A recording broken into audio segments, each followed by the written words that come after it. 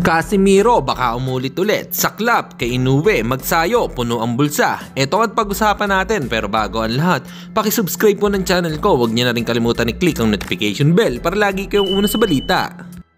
Pag-usapan nga po natin mga kaboxing, marahil ay madami nang nakakaalam ng balitang ito sa posibleng pagpalit ni Mark Magnifico Magsayo kay Lamont Roach Jr. kung sakaling hindi na naman matuloy ang sagupaan nila ni Tank Davis.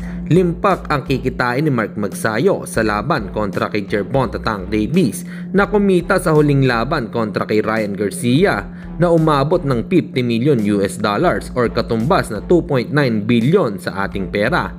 Di lang mapupuno ang bulsa ni Magsayo dito dahil malaking exposure din ito sa kanyang karera. Maraming nagsasabi na hilaw pa daw ito kontra Davies sa boxing. Kahit gaano man kagaling ay minsan na-upset ka din. Sana matuloy nga itong laban niya kay Tank Davis.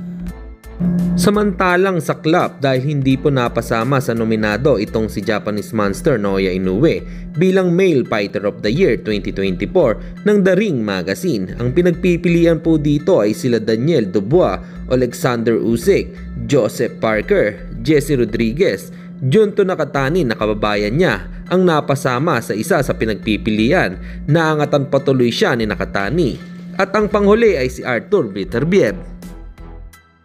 At sa kabilang balita naman tayo mga kaboxing, mukhang may paparating na laban si Janrel Cuadrolas Casimiro.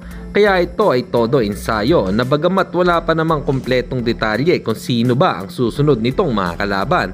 Nag-aalala naman ang ilang mga boxing fans na baka daw hindi na naman makuha ang tamang timbang at magkaroon muli ng problema. Palagay ko ay hindi na siguro ito mauulit ulit sa pagkakamali niya noong 2024. Para sa inyo mga kaboxing, ano po ba ang ma-opinion nyo rito? Comment lang kayo sa ibaba. Hanggang dito na lang muna ang ating balita. Dito na lang ang aking boxing news report. Babu!